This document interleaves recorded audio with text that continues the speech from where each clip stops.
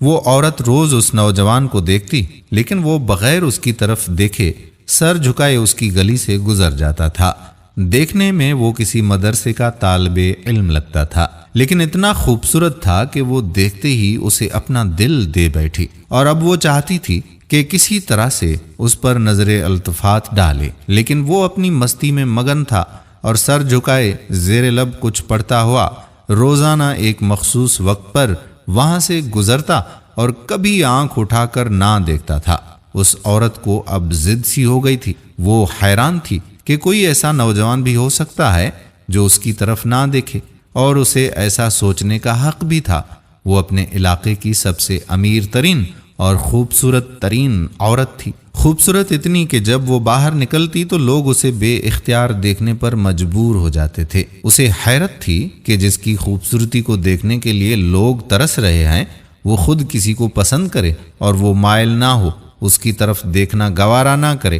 اپنی انا کی شکست اور خوبصورتی کی توہین پر وہ پاگل ہونے لگی تھی، اور کوئی ایسا منصوبہ سوچنے لگی جس سے وہ اس نوجوان کو حاصل کر سکے، اس کا غرور توڑ سکے، اپنا غلام بنا سکے۔ آخرکار شیطان نے اسے ایک ایسا طریقہ سمجھا دیا جس میں پھنس کر وہ نوجوان اس کی بات مانے بنا رہ نہیں سکتا۔ اگلے دن جب وہ نوجوان اس گلی سے گزر رہا تھا تو ایک عورت اس کے قریب آئی اور کہنے لگی کہ بیٹا، میری مالکن تمہیں بلا رہی ہے۔ نوجوان نے کہا، اماں جی، آپ کی مالکن کو مجھ سے بھلا کیا کام ہو سکتا ہے؟ اس عورت نے کہا کہ بیٹا، اس نے تم سے کوئی مسئلہ پوچھنا ہے، وہ مجبور ہے، خود باہر آ نہیں سکتی، اس لیے آپ کو بلایا ہے۔ نوجوان اس عورت کے ساتھ چلا گیا۔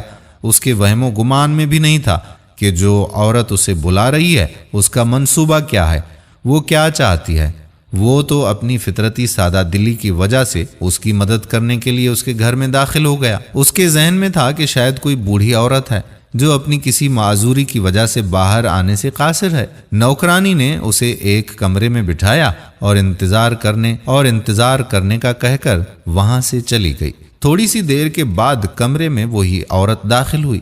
نوجوان نے بے اختیار اپنی نظریں نیچے جھکا لیں، کیونکہ اندر آنے والی عورت بہت ہی خوبصورت تھی۔ نوجوان نے پوچھا، جی بی بی، آپ نے کون سا مسئلہ پوچھنا تھا مجھ سے؟ عورت کے چہرے پر ایک شیطانی مسکراہٹ آ گئی۔ اس نے اپنے دل کا حال کھول کر اس کے سامنے رکھ دیا اور کہا کہ میری سب سے بڑی خواہش ہے کہ میں ایک دفعہ تمہیں حاصل کر لوں۔ نوجوان یہ بات سن کر کانپ گیا اور کہنے لگا، اللہ کی بندی، اللہ سے ڈرو، کیوں گناہ کی طرف مائل کر رہی ہو؟ اس نے عورت کو بہت سمجھایا، لیکن عورت پر تو شیطان کا غلبہ تھا۔ اس نے کہا کہ یا تو تم میری خواہش پوری کرو گے یا پھر میں شور مچاؤں گی کہ تم زبردستی میرے گھر میں داخل ہوئے ہو اور میری عزت پر حملہ کیا ہے۔ نوجوان بیچارہ یہ بات سن کر بہت ہی پریشان ہوا۔ اسے اپنی عزت کسی بھی طرح سے محفوظ نظر نہیں آ رہی تھی۔ اس کی بات مانتا تو گناہگار ہوتا، نہ مانتا تو لوگوں کی نظر میں برا بن جاتا۔ وہ علاقہ جہاں لوگ اس کی شرافت کی مثالیں دیا کرتے تھے، وہاں اس پر اس طرح کا الزام لگ جائے، یہ اسے گوارا نہیں تھا۔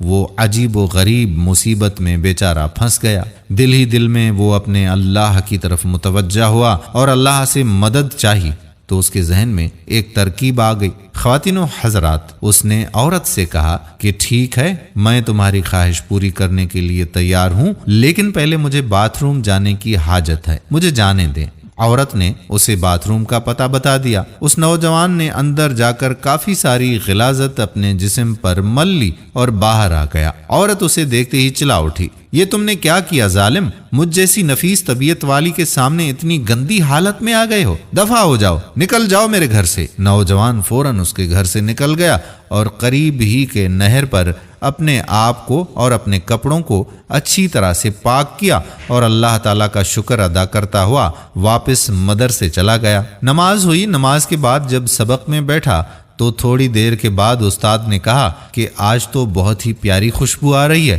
کس طالب علم نے خوشبو لگائی ہے؟ وہ نوجوان سمجھ گیا کہ اس کے جسم سے ابھی بھی بدبو نہیں گئی اور استاد جی طنز کر رہے ہیں۔ وہ اپنے آپ میں سمٹ گیا، اس کی آنکھوں میں آنسو آ گئے۔ تھوڑی دیر کے بعد استاد جی نے پھر سے پوچھا کہ یہ خوشبو کس نے لگائی ہے، لیکن وہ خاموش رہا۔ آخر کار استاد نے سب کو ایک ایک کر کے بلایا اور خوشبو سونگھنے لگے۔ اس نوجوان کی باری آئی تو وہ سر جھکائے استاد کے سامنے کھڑا ہو گیا۔ استاد نے اس کے کپڑوں کو سونگھا تو خوشبو اس کے کپڑوں سے آ رہی تھی۔ استاد نے کہا کہ تم بتا کیوں نہیں رہے تھے کہ یہ خوشبو تم نے لگائی ہے؟ نوجوان رو پڑا، کہنے لگا استاد جی اب اور شرمندہ نہ کریں، مجھے پتا ہے کہ میرے کپڑوں سے بدبو آ رہی ہے، لیکن میں مجبور تھا۔ اس نے وہ پورا واقعہ اپنے استاد جی کو سنا دیا۔ استاد نے کہا کہ میں تمہارا مذاق نہیں اڑا رہا بیٹے، اللہ کی قسم کھا کر کہتا ہوں کہ تمہارے کپڑوں سے واقعی ایسی خوشبو آ رہی ہے جو میں نے آج سے پہلے کبھی سونگھی ہی نہیں ہے، اور یقیناً یہ اللہ تعالیٰ کی طرف سے ہے کہ تم نے اپنے آپ کو گناہ سے بچانے کے لیے اپنے آپ کو گندگی لگانا پسند کر لیا، لیکن اللہ تعالیٰ نے اس گندگی کو ایک ایسی خوشبو میں بدل دیا ہے جو کہ اس دنیا کی لگتی ہی نہیں، یہ جنت کی خوشبو لگتی ہے۔ دوستو کہتے ہیں کہ اس نوجوان کے جسم سے وہ خوشبو ہمیشہ آتی رہی۔ دوستو یہ پرہیزگاری ہوتی ہے اور یہ اپنے آپ کو بچانے کا اجر و ثواب ہوتا ہے۔ اللہ تعالیٰ کے ہاں کون سی چیز اور کون سا ہمارا عمل پسند آ جائے اور اس کے صدقے میں اللہ تعالیٰ ہم پر مہربان ہو جائے، اس کا پتہ نہیں۔ تو دوستو تقوی اختیار کریں، پرہیزگاری اختیار کریں۔ دوستو ہم امید کرتے ہیں کہ ہماری آج کی ویڈیو بھی آپ کو پسند ضرور آئی ہوگی اور صدقہ کی نیت سے اس ویڈیو کو زیادہ سے زیادہ شیئر کریں گے۔ آنے والی ویڈیو تک اپنے میزبان قادر بخش کلہوڑوں کو اجازت دیجیے۔ اللہ حافظ۔